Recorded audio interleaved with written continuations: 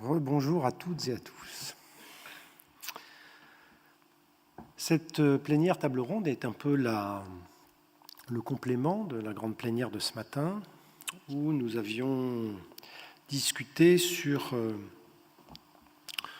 la diffusion, le recrutement, la formation et donc la présence de maîtres de stage des universités de médecine générale sur l'ensemble des territoires.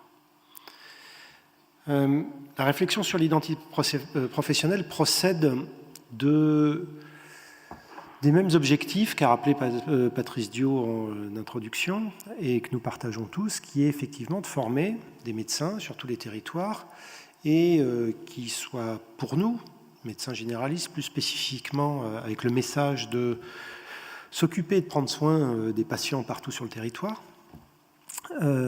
et qui pose effectivement la question auquel nous avons été confrontés, nous, enseignants de médecine générale depuis longtemps, à la problématique de l'identité professionnelle des étudiants et de leur construction vis-à-vis de la médecine générale.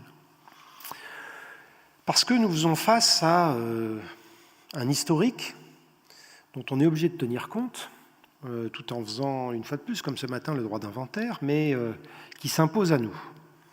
Qui s'impose à nous, c'est que historiquement, jusqu'à finalement une période extrêmement récente, parce qu'on a l'impression aujourd'hui, et je le rappellerai, que les choses sont installées, mais finalement, cette histoire est extrêmement neuve, une histoire d'absence de formation spécifique, d'absence de standards universitaires, d'absence jusque dans le Code de la santé publique. Je rappelle que c'est avec la loi HPST en 2009, il y a moins de 10 ans, que le médecin généraliste est apparu dans le Code de la santé publique, duquel il était historiquement absent, et donc de l'absence de mission reconnue, jusqu'en 2009, et de la définition de son existence, qui ne posait pas tant de problèmes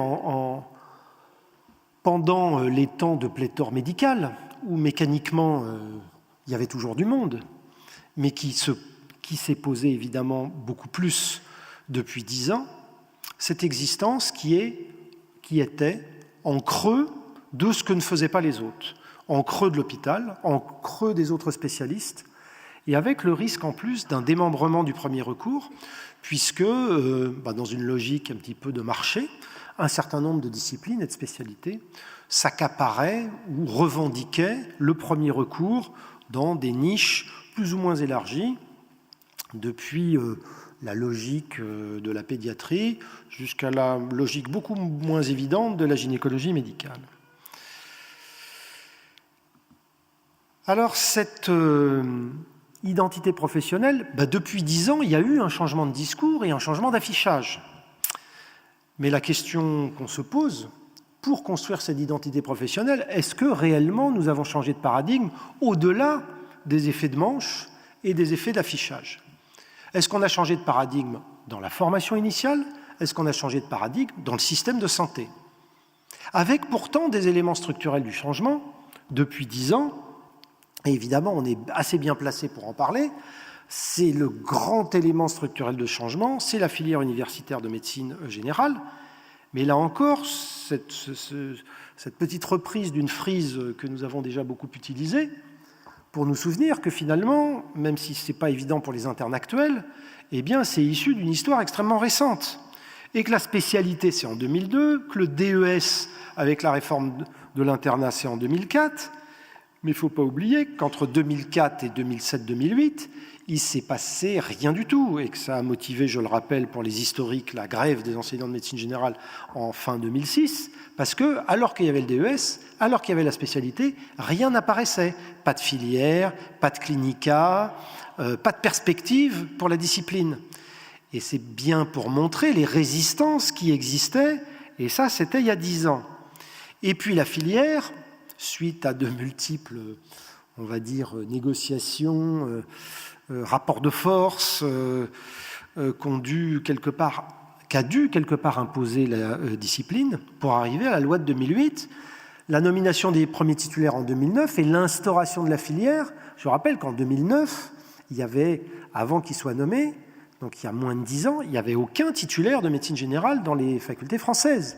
Et même si le corps des doyens a beaucoup changé depuis, à l'époque, c'était quand même pas il y a 30 ans, il y avait une forte opposition d'un nombre certain à ce que ça puisse exister, parce que quelque part c'était à l'époque, et ça a à voir directement avec ce problème d'identité. Les universitaires de médecine générale, les titulaires universitaires, c'était dévoyer l'université, dévoyer l'excellence universitaire. C'était le discours qu'on entendait.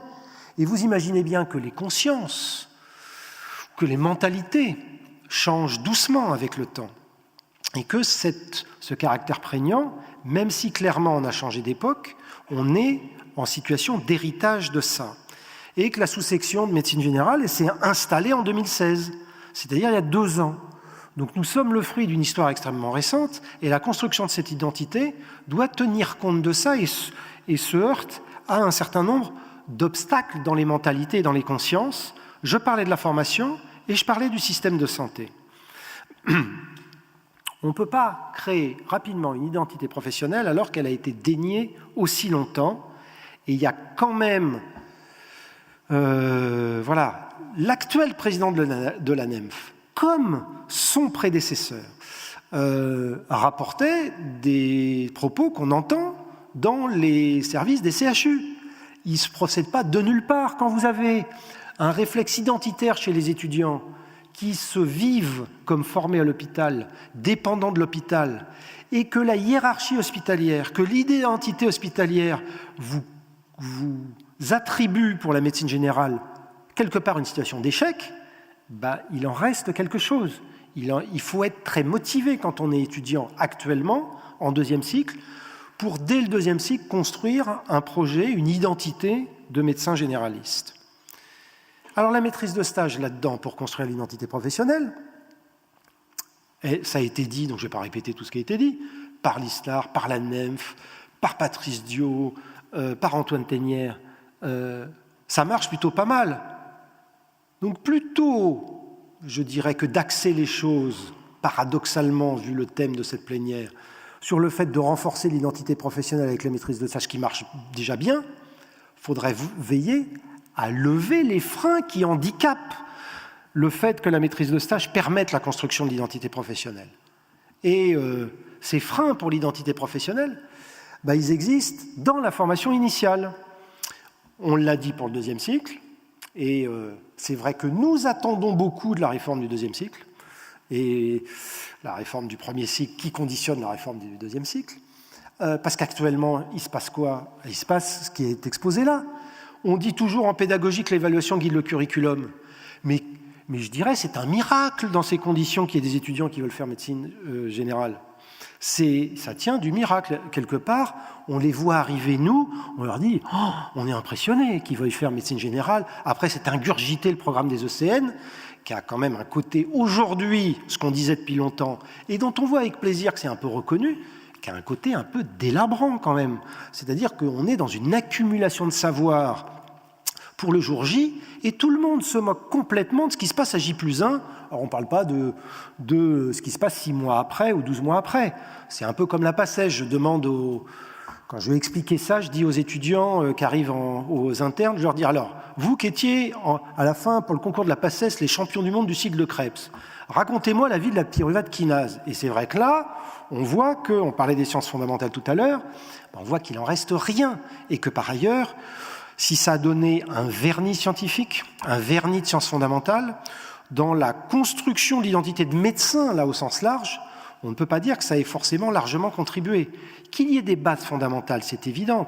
Que ça soit une accumulation de savoir, qu'ils soient au début fondamentaux comme dans un 2e temps clinique, on voit très bien aujourd'hui les limites de ce système, alors qu'un médecin indifférencié, et ça ne m'étonne pas que Patrice Diot soit à la pointe en voulant faire de la pneumologie la spécialité qui réfléchit le plus à qu'est-ce qui est utile pour un médecin indifférencié demain, mais l'enjeu n'est pas de faire dans le 2e cycle les programmes de DES des différentes spécialités, ce qui est quand même la tendance majoritaire et la tendance rémanente, et ce qui aboutit évidemment sans notion de la prévalence des maladies, sans notion des problèmes de santé, sans notion de quels sont les problèmes de santé dans l'environnement de la société, eh bien, ce qui aboutit à ne pas orienter les étudiants vers la médecine générale, et je ne reviendrai pas sur les discours assimilant les futurs de médecine générale à un échec,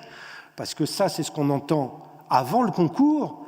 Et puis alors, quand on a le résultat du concours, si tu es bien classé, tu vas quand même pas faire médecine générale.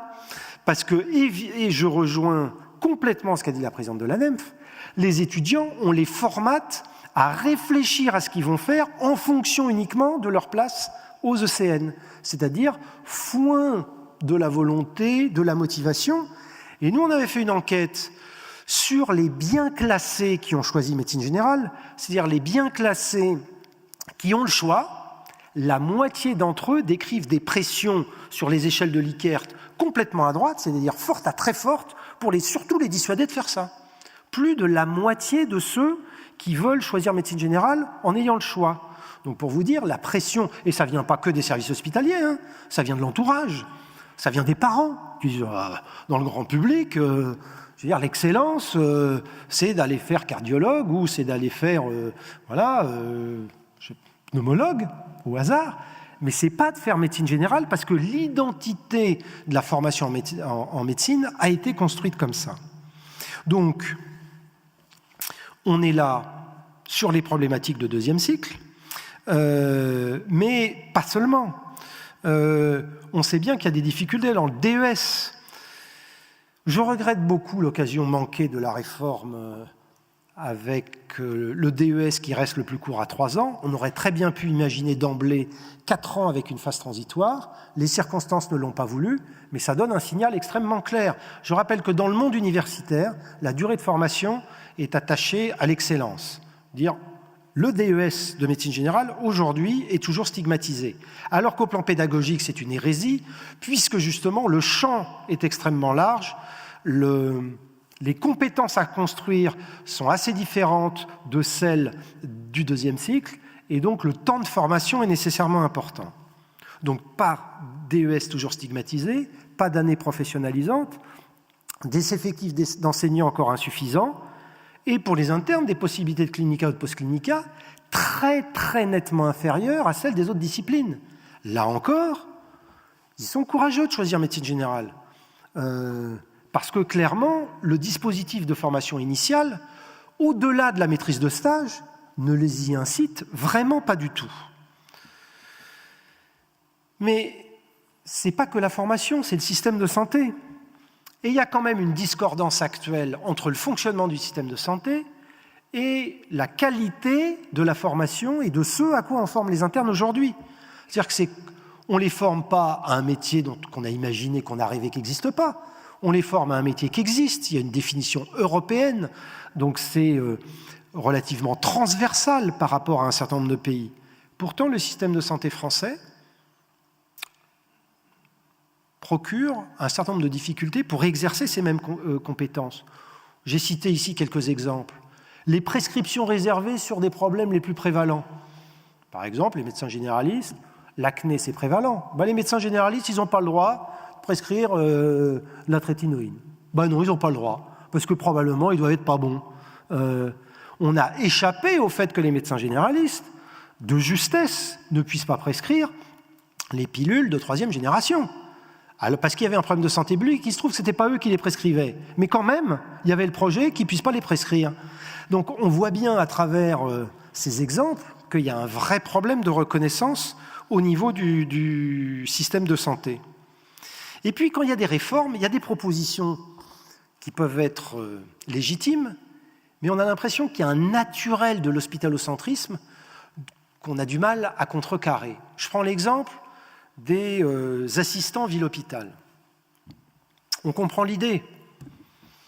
Dire que les internes, on va les mettre un peu en ville, un peu à l'hôpital. Des fois, ils ont du mal à s'exonérer de l'hôpital. Voilà.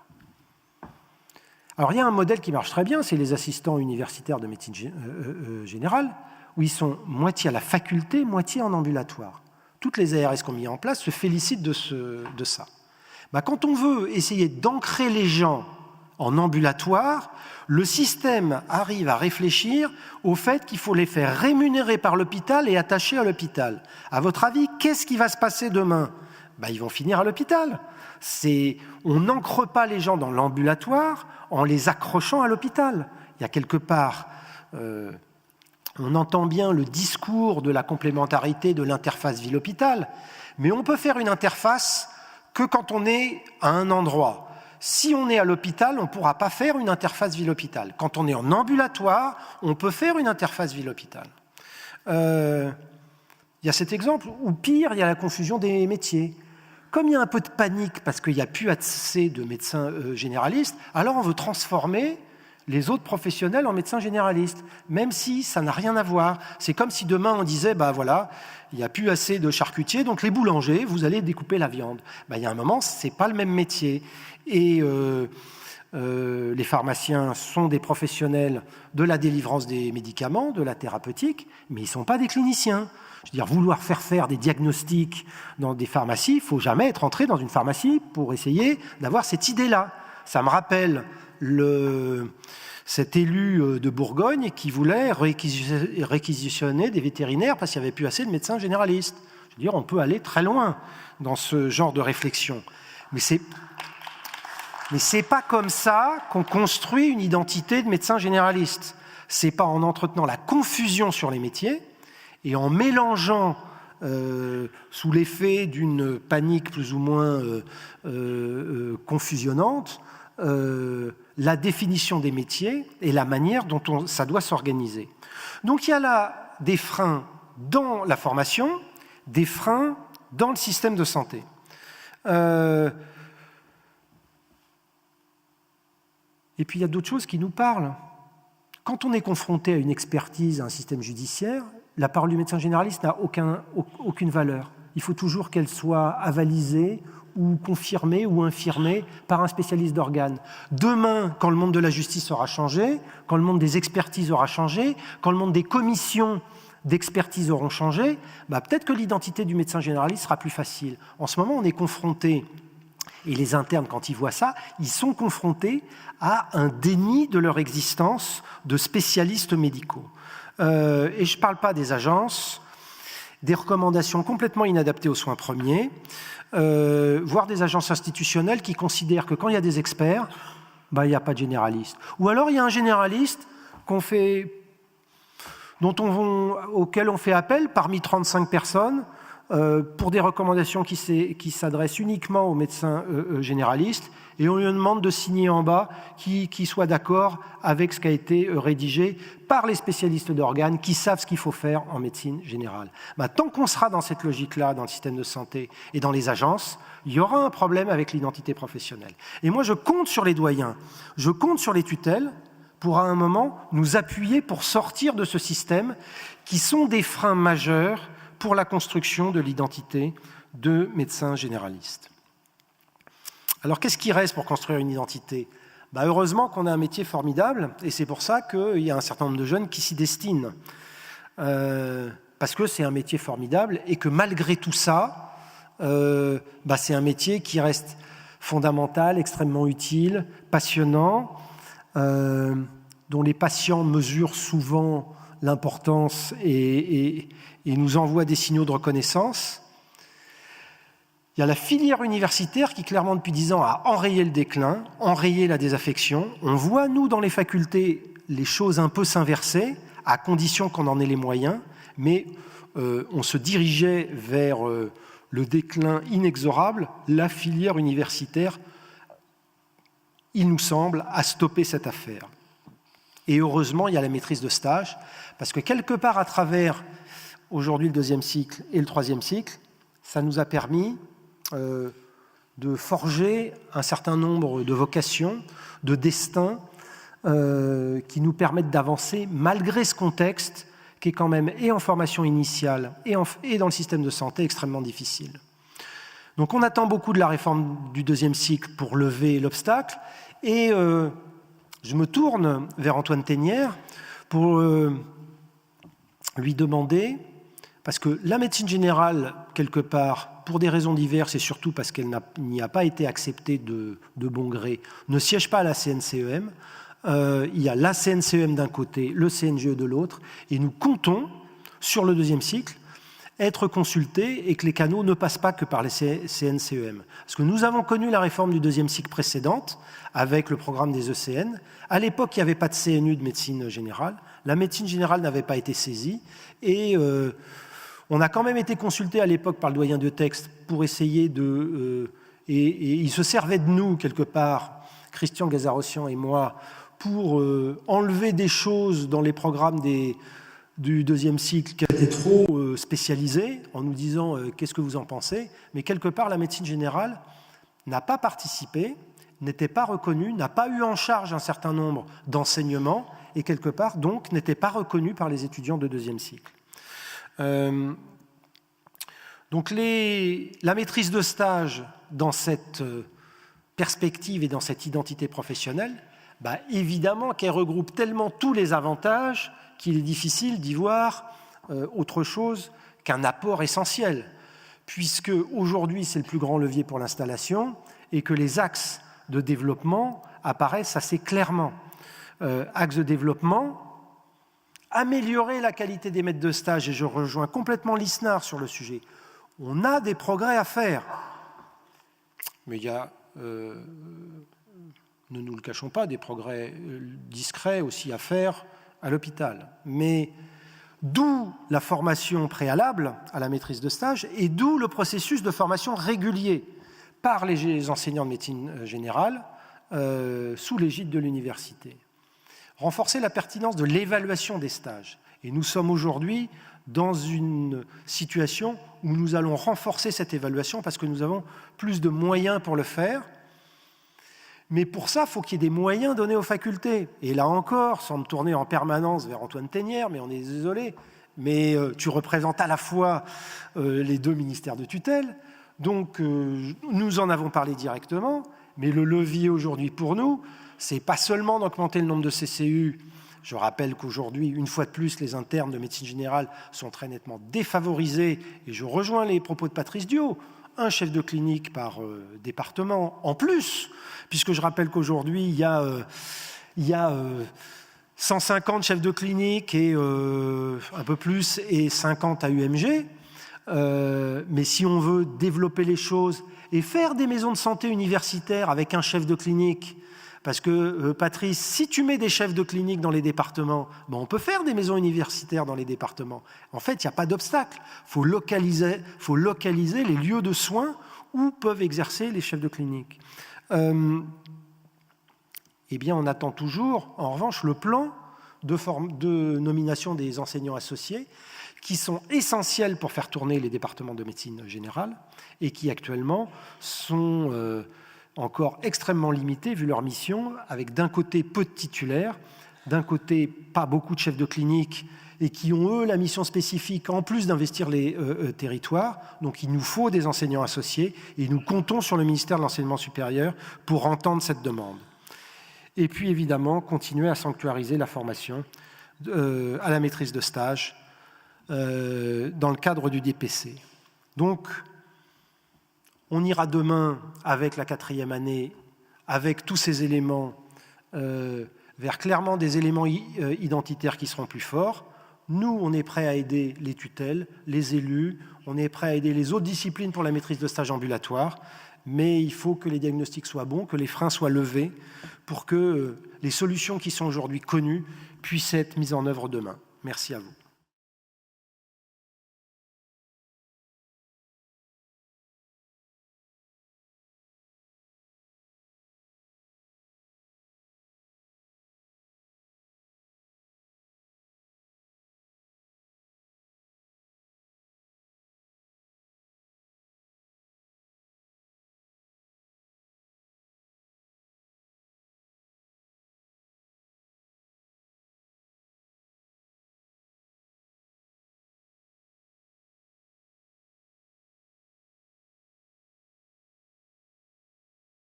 Bonjour, je suis Eric Galam, je suis médecin généraliste. Je voulais d'abord vous remercier pour vos interventions aux uns et aux autres. Je voudrais souligner quelque chose qui est évident mais qui mérite d'être souligné. Avoir une plénière sur la thématique de l'identité professionnelle est quelque chose d'éminemment novateur. je ne vois pas d'autres spécialités qui se seraient autorisées à avoir une thématique sur l'identité professionnelle. C'est pas si évident que ça, et pourtant ça l'est. Donc, je souligne qu'une fois de plus, les généralistes sont pionniers dans des problématiques qui ne les concernent pas que eux. On a surtout souligné, et c'est l'enjeu de ce colloque aujourd'hui, la spécificité du généraliste, mais la problématique de l'identité professionnelle du médecin, elle concerne tous les médecins. Donc ça, c'est le premier point. Deuxième point, on est dans une situation aujourd'hui où la thématique de l'identité professionnelle, elle est tendue, elle est contrainte. On a à la fois des tensions démographiques et des tensions existentielles pour tous les médecins qui ne savent plus exactement comment se positionner dans leur métier de soignant. Et ce n'est pas à vous que j'apprendrai qu'on est à l'ère de la prise en charge des internes en difficulté, des médecins en difficulté, etc. Donc cette problématique de tension, notamment d'identité, elle est universelle. Troisième point, je ne sais plus quel est l'auteur de ce film par rapport à la place des généralistes vis-à-vis des autres, mais il y avait un film qui s'appelait « L'homme est une femme comme les autres ». Et donc, je voudrais souligner que je reconnais aux non-généralistes le fait d'être aussi bons que les généralistes. Et donc ça, c'est important de changer de référentiel. Ce n'est pas le généraliste qui va s'accrocher à un wagon de spécialité, mais c'est la spécialité qui va retrouver le cœur de métier mis en évidence par les généralistes. Quatrième point, et c'est ça qui va me conduire à poser une question, je pense qu'une fois qu'on a parlé d'identité professionnelle, il faut questionner la façon de travailler cette identité professionnelle. Et pour nous, généralistes, quel est mon projet ? Donc, une fois que je dis quel est mon projet, ça pose la question de quelle est mon identité, quelle est mon expérience du métier, quelles sont mes aspirations, quels sont mes désirs, etc. Donc, il ne suffit pas, bien sûr, c'est très très important, la maîtrise de stage, les gens qu'on rencontre, etc., mais de travailler l'identité professionnelle. Quelles sont mes zones de fragilité? Quelles sont mes zones d'ombre? Quelles sont mes forces? Quelles sont mes aspirations, etc. Et dernière question, pour revenir sur ce qui a été dit, mais je voudrais en rajouter une couche, c'est qu'à mon avis, dans l'enseignement de premier et deuxième cycle, non seulement il y a beaucoup de choses inutiles, mais il y a beaucoup de choses qui seraient utiles. Et ces choses utiles peuvent travailler autour de l'identité professionnelle. Et effectivement, même si on est très très occupé et surbooké, je pense que nous, généralistes, on a beaucoup à apporter aux spécialistes pour les former à travailler l'identité professionnelle. Merci Eric. Qui veut répondre à cette interpellation? Je vais peut-être juste faire un tout petit commentaire sur ce dernier point, puisque vous parlez des maquettes de deuxième cycle. Un des éléments importants dans la façon dont on réfléchit à ces évolutions, et au-delà des éléments techniques et thématiques qui sont associés, c'est quels éléments non techniques on y intègre, quelles compétences autour de la communication, de l'interprofessionnalité, de la réflexion sur l'activité, on va pouvoir intégrer dans ces évolutions de maquettes. Ça, c'est le premier élément. Et le deuxième élément qui est plus transversal, c'est comment est-ce qu'on fait en sorte que les maquettes puissent évoluer d'elles-mêmes de façon associée à l'évolution des connaissances, à l'évolution des stratégies et des prises en charge, et qu'il n'y ait pas tous les 5 ans ou tous les 10 ans une stratégie de transformation du système de santé qui vienne reprendre tout pour remettre les choses droites. Et donc la stratégie, c'est de penser des systèmes qui sont capables d'évoluer et qui vont s'adapter de façon beaucoup plus souple à la réalité de l'exercice pour que les étudiants qu'on forme soient directement en prise avec ce qu'ils ont appris et que ça leur serve réellement et qu'ils ne soient pas obligés de réapprendre 2 à 5 ans après une bonne partie de ce qu'ils ont appris et déjà oublié pendant leurs études. Donc ça, je pense que c'est un élément important. Peut-être je vais profiter aussi de ce que j'ai la parole pour répondre au président du CNGE qui m'a interpellé sur quelques points. J'ai tout à fait noté la notion de collaboration avec la CNCEM, dont je vois bien la réalité. Je pense que dans la maquette actuelle du deuxième cycle, j'entends la notion d'identité de la médecine générale, de positionnement et tout ce qui va avec.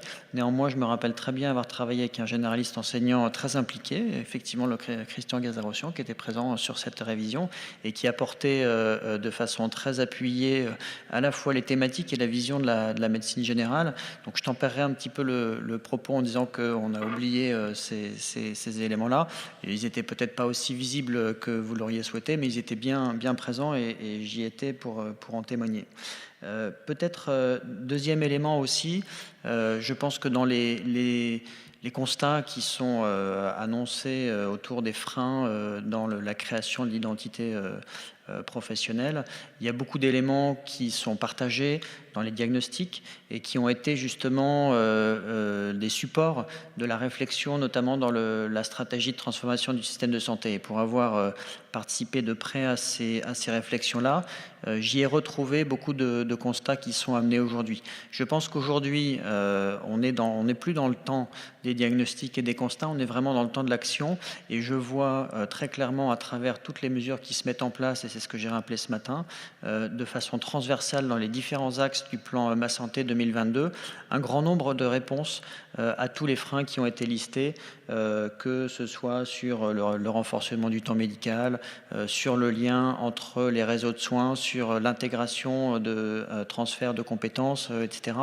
Et donc, évidemment, pour l'instant, ce sont des choses qui sont annoncées et qui ne sont pas réalisées, mais je suis tout à fait confiant sur la dynamique de mise en place qui permettra de donner des réponses à toutes ces questions-là. Jean-Marc Franco, je suis universitaire, je suis professeur des universités au département de médecine générale de La Réunion. Donc en ce moment, c'est un petit peu troublé, il y a des troubles à La Réunion. Et c'est vrai qu'on peut se poser la question du trouble que peuvent ressentir les médecins généralistes en regard de la transformation du système de santé et de ce qui est annoncé dans le cadre de Ma Santé 2022. Alors, j'ai juste deux commentaires. Le premier sur le champ universitaire. C'est vrai qu'au niveau des départements de médecine générale, certains départements ont pu faire des propositions de contenu d'enseignement dans le deuxième cycle. Et on essaie également dans le premier cycle de proposer des terrains de stage en médecine générale, et ça a commencé dans quelques universités donc dans le premier cycle où on propose des terrains de stage de sémiologie, et je crois que c'est très important pour qu'on puisse construire une identité professionnelle, de pouvoir proposer une formation dans le premier cycle, dans le deuxième cycle. Et on espère que dans le cadre de la refondation de l'accès aux métiers de santé, dans le cadre de cette suppression de la PACES, de l'ECN et de la refondation du contenu des enseignements du deuxième cycle, qu'on proposera des éléments qui seront nécessaires pour notre discipline, mais aussi sur des enseignements transversaux qui sont nécessaires aussi pour l'ensemble des disciplines, et sur lequel on pourrait penser être un petit peu en avance.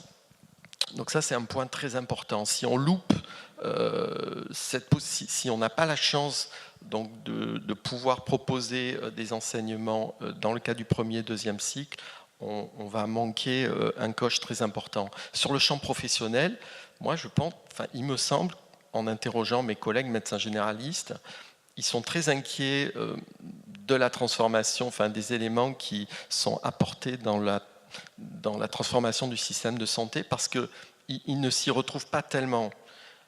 Il y a beaucoup de médecins qui ne sont pas impliqués dans cette démarche de travailler en exercice coordonné, qui ont entendu vaguement parler des CPTS, mais pour eux, c'est quelque chose de très compliqué, de très difficile, et au fond, j'ai l'impression qu'ils vont rester au bord de la route.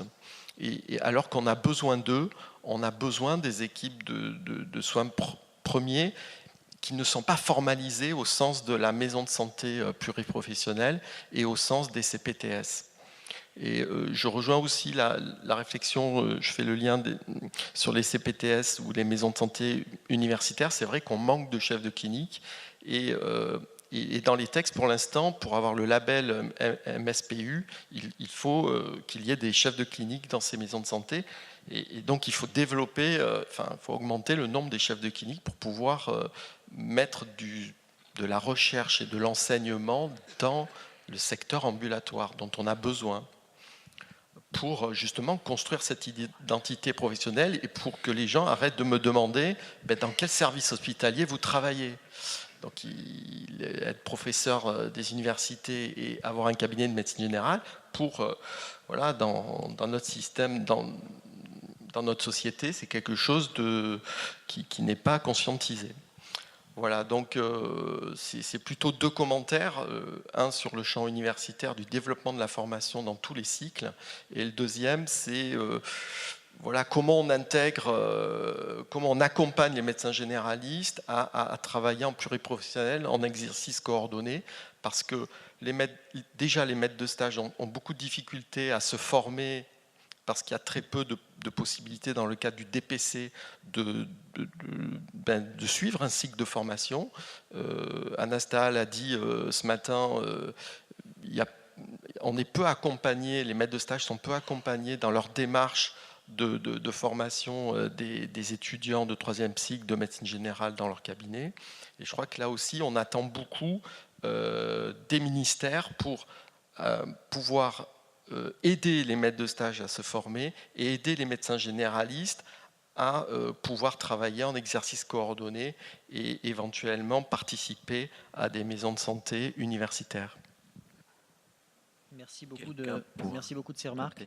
Je pense qu'il y a des éléments de réponse à travers ce que j'ai discuté ce matin et cet après-midi, mais pour vous redire sur le point de la partie enseignement, qu'il est évidemment pas question de refonder ou de repenser des maquettes d'enseignement sans associer la médecine générale sous une forme ou sous une autre, et qu'elle soit ou pas au sein de la CNCEM, ce qui est une discussion à côté. Donc ça, c'est le premier point. Mais en allant au-delà de ça, et c'est ce que j'ai dit tout à l'heure, se servir aussi du vecteur et du levier de la formation pour accompagner les transformations et les évolutions du système de santé que vous voyez tous les jours et naviguer encore plus vers la prévention parce qu'on l'a intégré dès les études, naviguer encore plus vers la prise en charge des polypathologies, de la personne âgée, des pathologies chroniques, etc. Donc tout ça, c'est des leviers qui seront intégrés dans la formation et dans laquelle l'enseignement et la médecine générale et l'enseignement de la médecine générale ont des rôles forts à jouer. Je rejoins tout à fait votre point sur la question de l'accompagnement et de la conduite du changement, notamment dans la typologie d'exercice. Je pense que l'appartenance à une logique universitaire via les MSU ou via d'autres formats est un ancrage fort justement dans l'exercice de rencontres et de collaboration autour d'objectifs d'enseignement, et que ça peut être un lien qui peut être poursuivi dans la logique de soins, dans la question des parcours de soins, dans la question de l'évolution de la prise en charge, dans la question de la collaboration avec les différents professionnels de santé dans l'exercice actuel et de demain. L'exercice isolé sera quasiment impossible et il y a un enjeu fort, je suis tout à fait d'accord avec vous, à accompagner les médecins en ville vers ce type d'exercice. Donc il y a une réflexion déjà dans les propositions qui sont faites dans Ma Santé 2022. Je pense qu'il faut avoir cette réflexion à l'échelon national, si elle n'est pas portée à l'échelon local via les universités, notamment autour de la question de l'enseignement et de la recherche. Et c'est un levier essentiel aussi pour accompagner justement ces transformations. Merci. D'autres questions? Juste, excuse-moi, mais je complète quelque chose sur l'interprofessionnalité. Jean-Marc, tu parlais de la formation à l'interprofessionnalité. En fait, pour former à l'interprofessionnalité, il faut des lieux interprofessionnels. On va pas... Voilà, c'est comme pour l'enseignement de la gestion du cabinet médical. Tant que les gens ne sont pas en situation professionnalisante, soit ça ne les intéresse pas, soit ils ne retiennent rien. Donc, pour l'interprofessionnalité, c'est pareil. À nous de construire, de continuer à travers les maisons de santé, les centres de santé, à construire les lieux interprofessionnels de manière à y mettre les étudiants, parce que c'est là qu'ils apprennent l'interprofessionnalité. J'ajoute, et je rebondis sur, Patrice, ce que tu disais, sur les hôpitaux communautaires. En fait, le HCAM parle d'établissements communautaires de proximité. Et justement, l'enjeu demain, c'est que ce ne soit pas des hôpitaux, que ça ne soit pas sous la gouvernance de la FHF, et que ça soit sous la gouvernance des CPTS, et que ça soit des lieux ambulatoires, et de manière à ce que les médecins généralistes puissent là avoir la réelle activité d'interface ville-hôpital pour adresser à l'hôpital les gens qui ne peuvent pas rester dans les établissements de santé communautaire ou aller directement de la ville à l'hôpital. Mais c'est à travers ces différents rôles de jouer qui sont le maillon du premier recours, que ce soit avec des patients qui peuvent rester tranquillement à leur domicile ou dont le maintien à domicile pose question, d'où la nécessité de ces établissements communautaires de proximité, que tous les rôles du généraliste peuvent se jouer, à la fois dans des structures pluriprofessionnelles et à la fois dans une réflexion collective en lien avec les autres acteurs et pouvoir jouer ce rôle d'interface entre la ville et l'hôpital. Monsieur le doyen. Je voulais revenir un instant sur cette représentation, parce qu'en fait, ce sont des questions de représentation. Vous souffrez d'un déficit de représentation de la médecine générale qui, dans l'imaginaire collectif, n'est pas ce que vous pensez être, et vous avez raison, c'est sûr. Mais j'ai la conviction que vous n'avez pas la bonne représentation de ce qu'est l'organisation de l'offre de soins là où vous n'êtes pas. Et vous n'avez pas compris que le virage ambulatoire a déjà eu lieu. Hier, je discutais avec Anne-Marie Lerdré-Lévix parce qu'il y a eu une table ronde où on a parlé de choses qui ressemblaient à ça. Et j'ai déjà fait réagir en disant que de mon point de vue, les médecins généralistes étaient ceux des 44 spécialistes, des 44 spécialités, qui avaient les compétences pour offrir des soins de premier recours à des personnes qui, en ambulatoire, vont consommer des soins à un endroit qu'on appelle, peut-être tu as raison, improprement hôpital. Donc, oublions les mots. Mais non, mais d'accord, mais il faudrait quand même pas qu'on se bloque sur des questions de sémantique. Attends, parce qu'on a des enjeux, majeurs de santé publique et des responsabilités sociales à partager quand même. Voilà, il y a 350 médecins de médecine polyvalente qui sont des médecins généralistes à l'hôpital qui partent à la retraite tous les ans dans les 5 ans qui viennent. La question aujourd'hui, c'est qui va reprendre cette activité-là et sur quelle spécialité on va reprendre ces choses-là. Alors, je connais ton point de vue. Le mien, c'est qu'il faut que la médecine générale s'approprie cette réflexion davantage parce que vous êtes les plus compétents.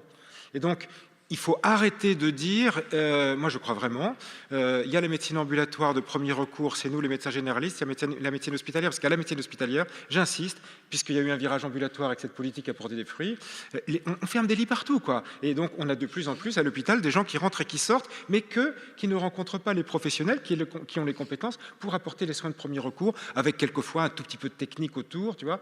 Mais donc je crois vraiment qu'on n'a pas assez installé ce débat entre nous. Tu sais que là, je parle avec ma casquette ONDPS. Donc, Alexandre Bétry, jeune généraliste, diplômé depuis 2015.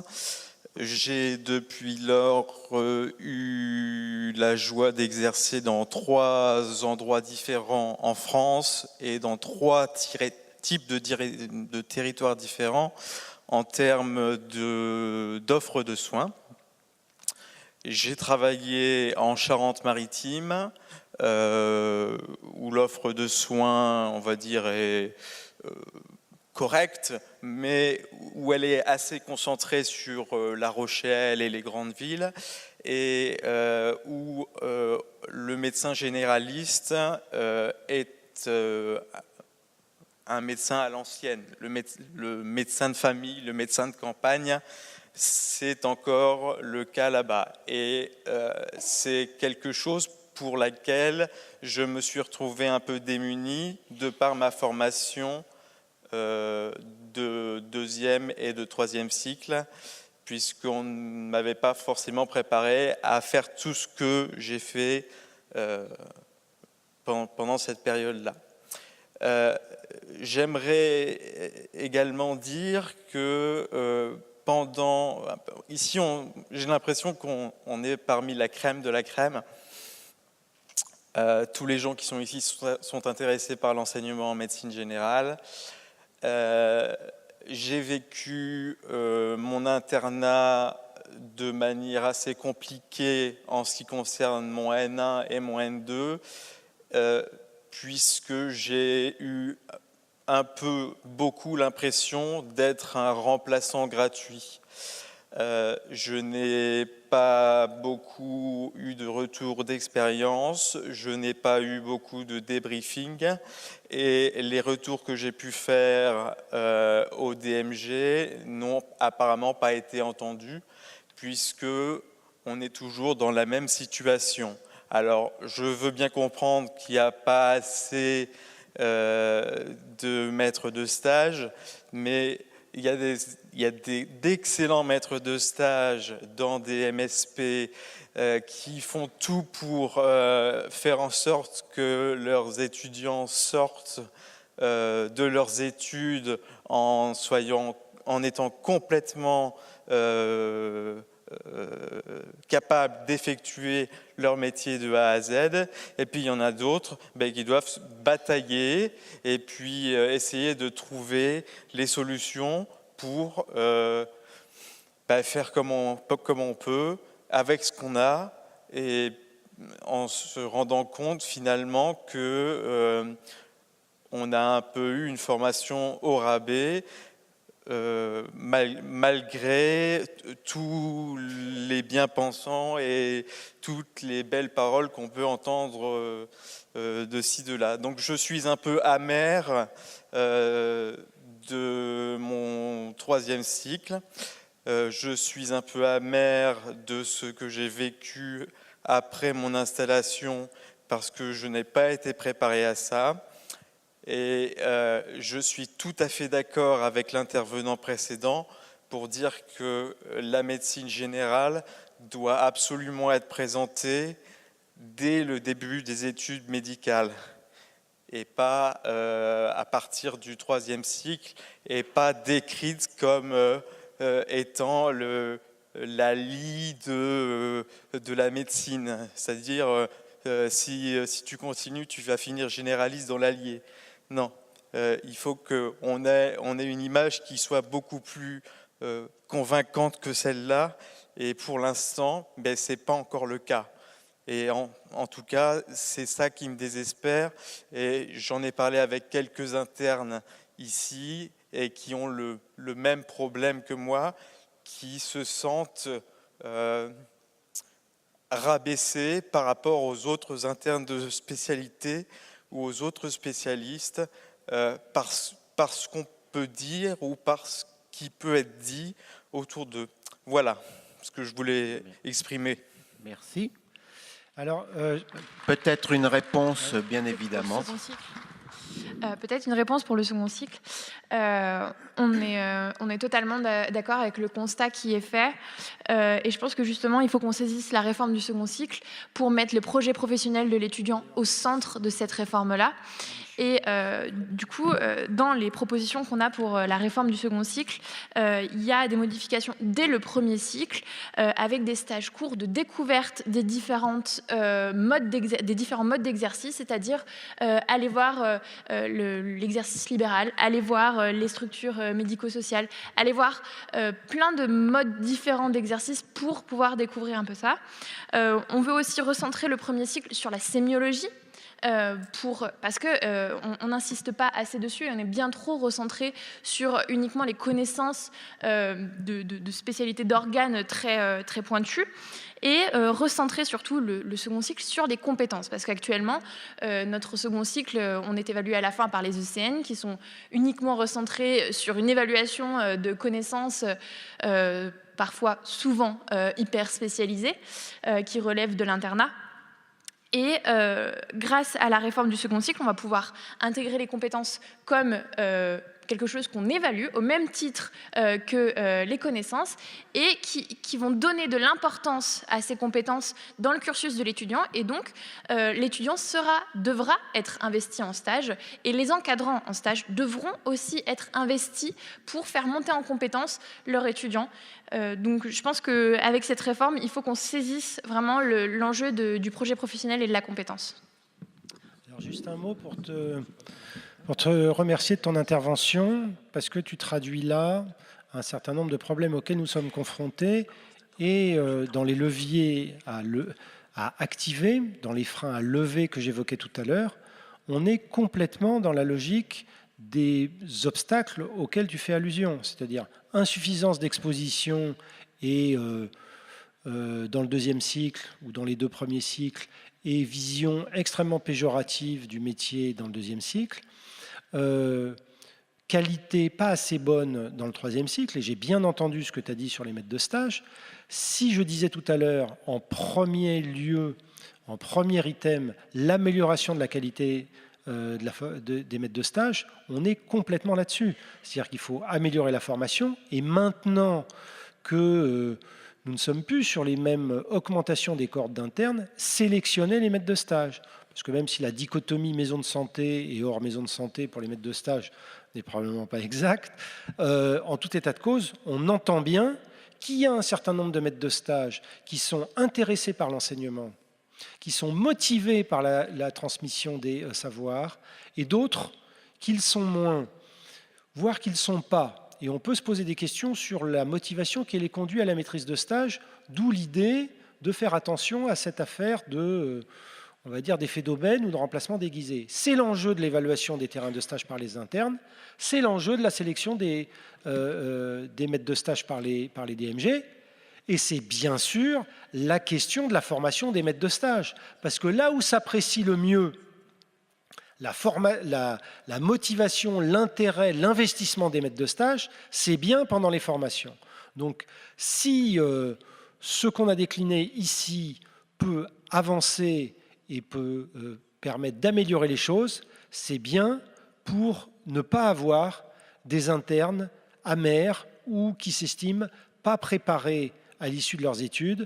Et je finirai sur l'histoire de la fameuse 4e année professionnalisante, parce que pour être armé et pour être prêt à exercer, eh bien, cette année professionnalisante doit remplir cette fonction.